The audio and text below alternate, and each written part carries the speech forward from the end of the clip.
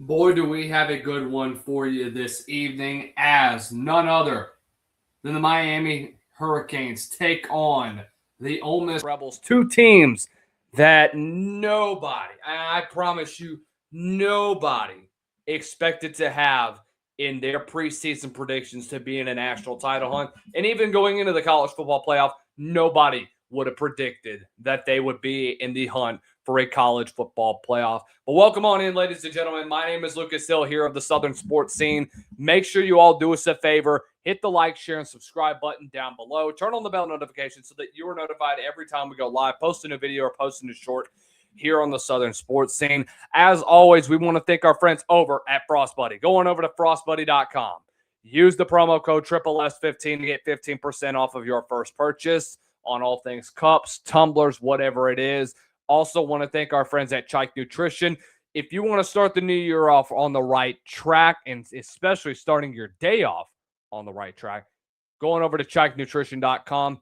10 different flavors of iced protein coffee, 10 with over 20 grams of protein, 1 gram of sugar, and only 1 gram of net fat. Use the best and start the year off right with Chike Nutrition.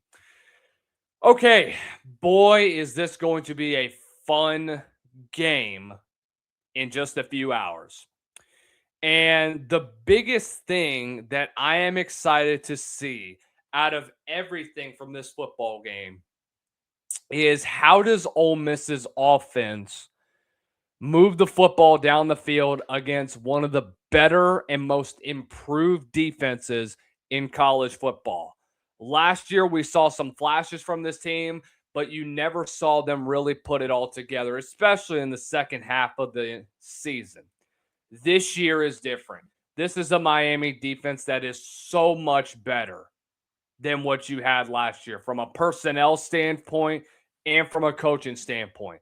Moving on from a guy like Lance Guidry was the best thing that could have happened to that program. I know things started off great. Defense was looking good. You shut down Florida. You shut down South Florida. And then you have the rest of the season where you struggled to get off the field in key situations defensively. This is different this year. This is one of the best defenses in college football. They have not allowed for a team to score 20 or more on them since November 1st when they played SMU. On the opposite side, what a story that this has been for Ole Miss as a whole. This was an Ole Miss team that many people thought was going to be in a rebuild phase. You lose so many guys to the NFL draft. You lose so much talent to the NFL. And what happens? You rebuild through the portal. You dominate in the regular season. I had this Ole Miss team going 8-4 or 9-3 at the beginning of the year. It would have been hard losing guys like Jackson Dart, losing guys like Henry Parrish, Juice Wells, Trey Harris, Jordan Watkins. A lot of depth on the defensive side of the ball. When you lose Princely Umamielen, when you lose J.J. Peaks, what did you do? You reloaded in that department, and you got so much better. You look so much better, and you have played so much better than what a lot of people expected you to do in the preseason, including myself.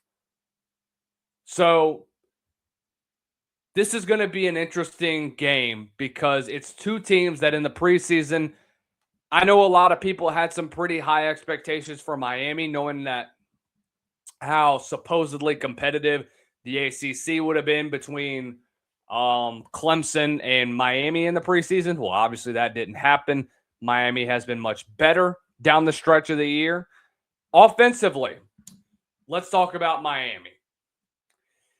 Miami as a whole, you have athletes across the field, and it starts with the highlight of this team. It's not Carson Beck. Okay, you would think I'd say Carson Beck, and usually it would be, but it's two guys.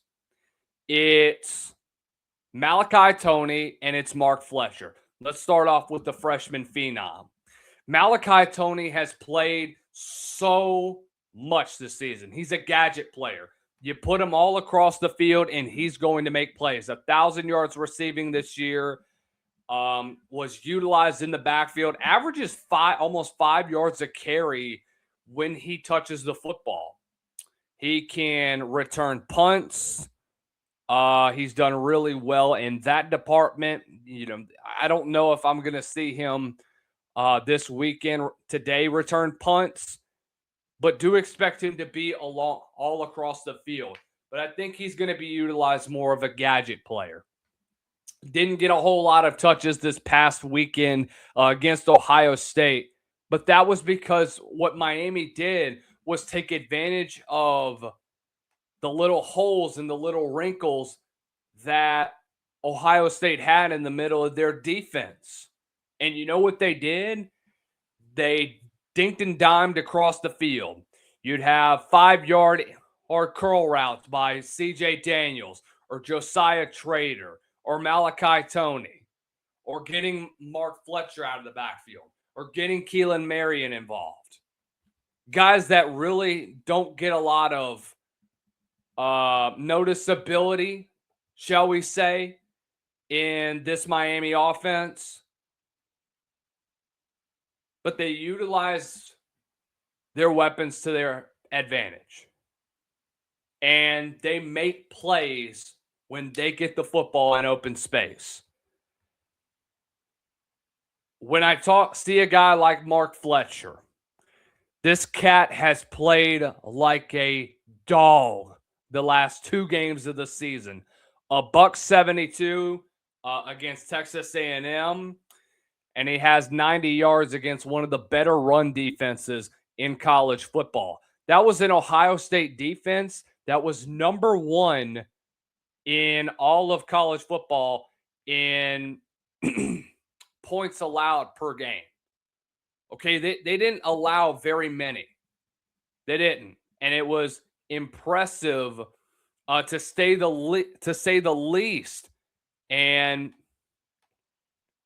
seeing how impressive they were shutting down the run. Ohio State only gave up an average this year of 89 yards rushing, and Mark Fletcher had 90 that same game by himself and averaged almost 5 yards a pop.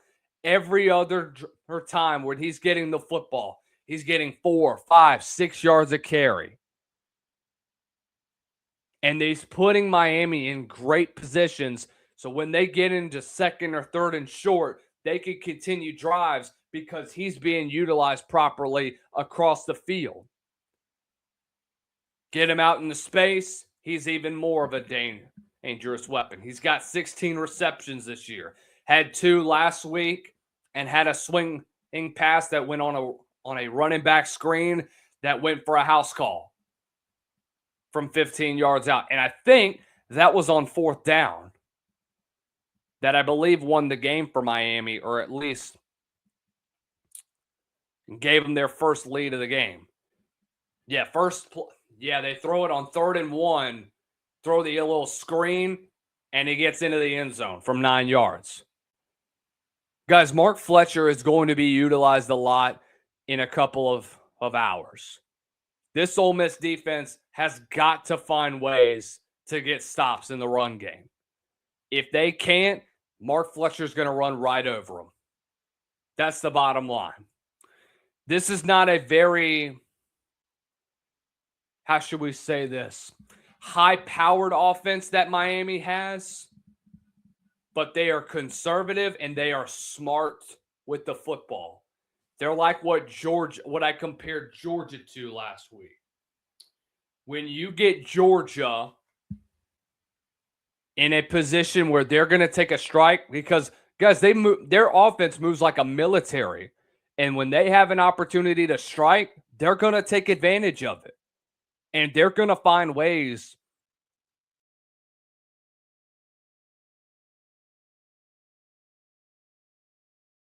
to find they're going to find ways to get the football out quickly out of Carson Beck's hands. And they're going to do a dang good job at doing so.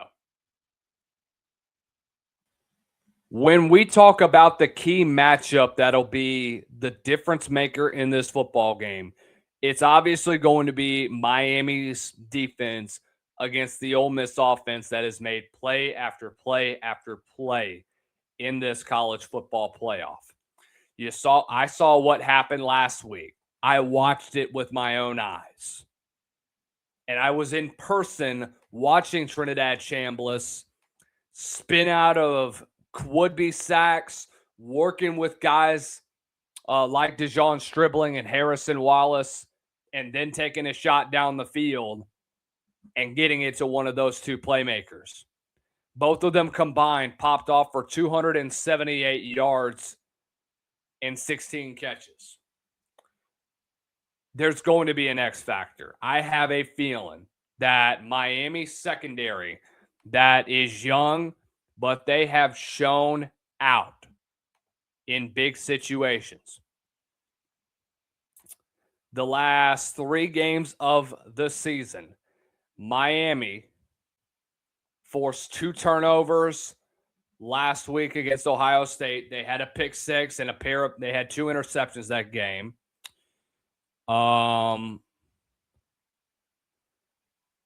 Zachariah Poser had an interception, and Keontae Scott had a pick 6. Jacoby Thomas had the game sealer.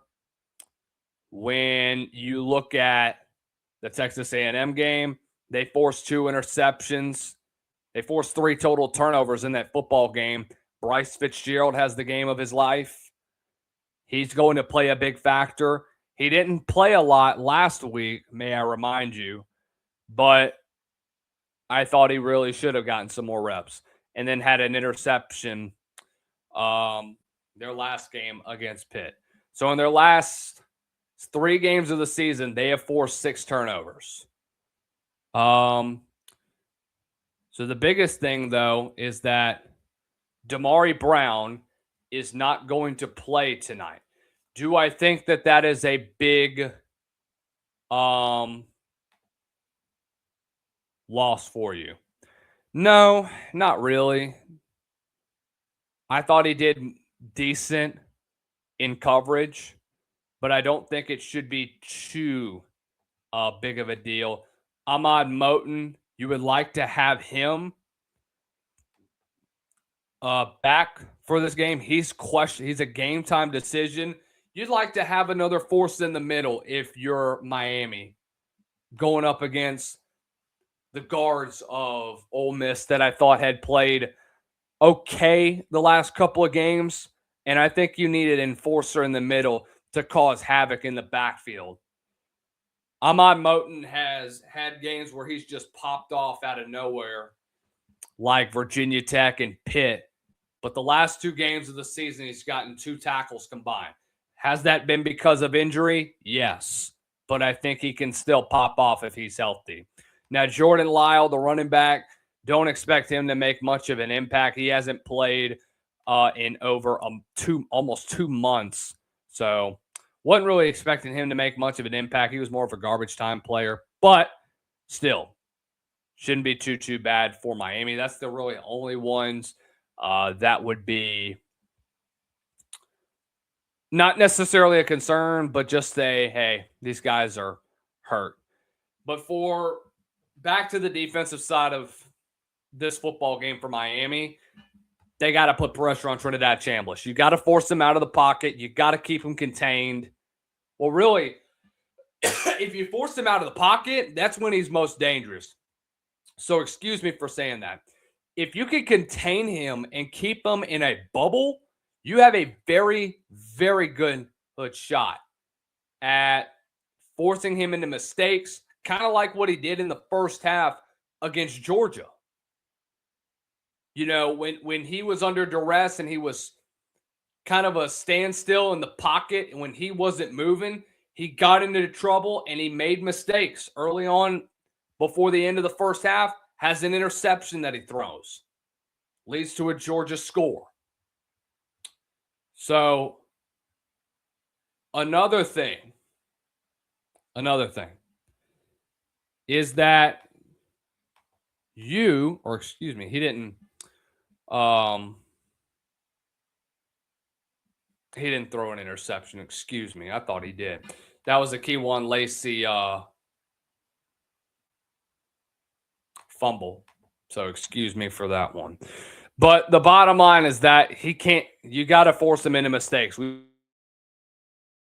seen it happen.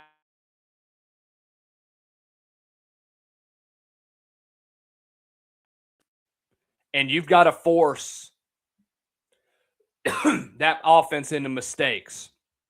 You got to get up early. You got to get a couple scores on them, and you got to keep them down. The one thing that Ole Miss has been all year has been a second half team. They know how to make adjustments, and they've corrected those mistakes.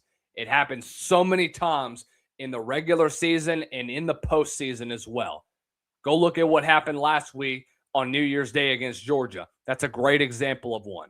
Miami has to continue to put pressure on them. You're going to have to get big games from guys like Akeem Meisdor and Ruben Bain Jr.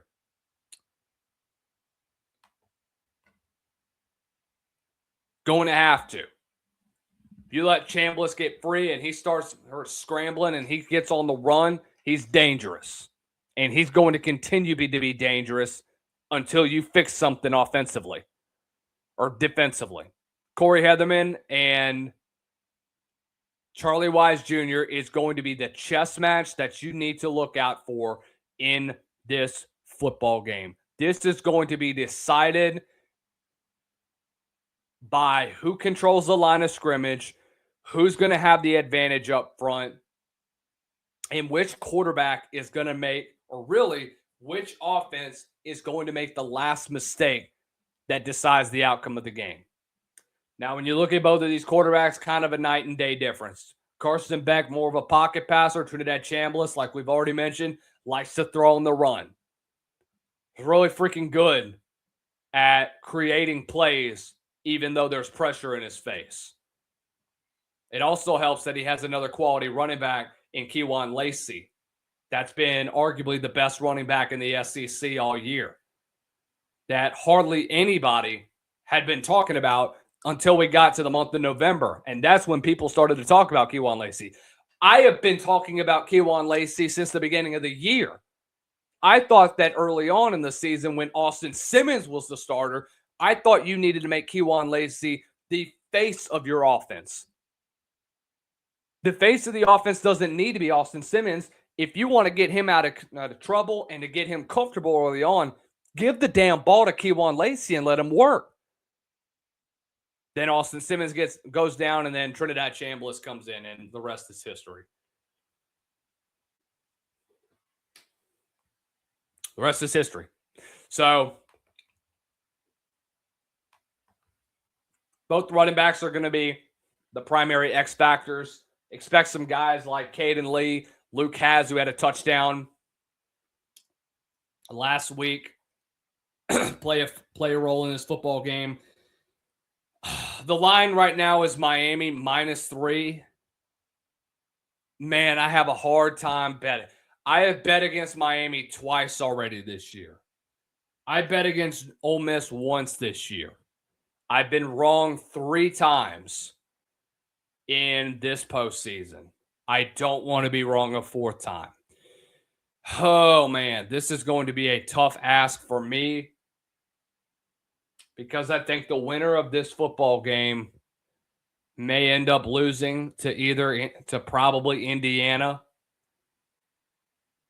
But, man, I got to be real with you. I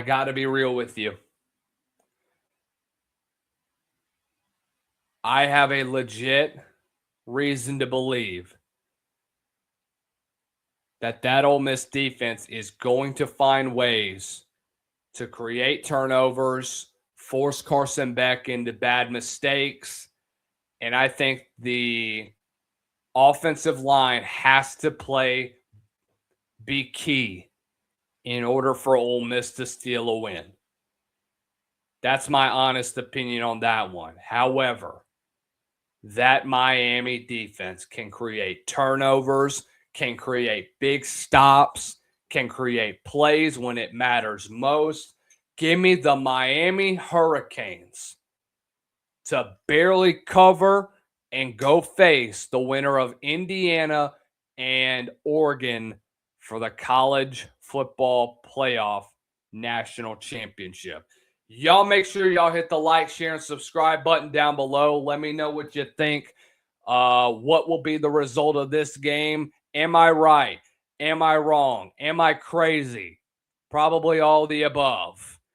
Make sure you hit the like. Make sure you hit the share. Hit the subscribe button. Game day is finally here, ladies and gentlemen. Let's celebrate. Let's have a full. We'll see you all after the game for our post-game shows. Y'all have a blessed one. We'll see you then. Peace.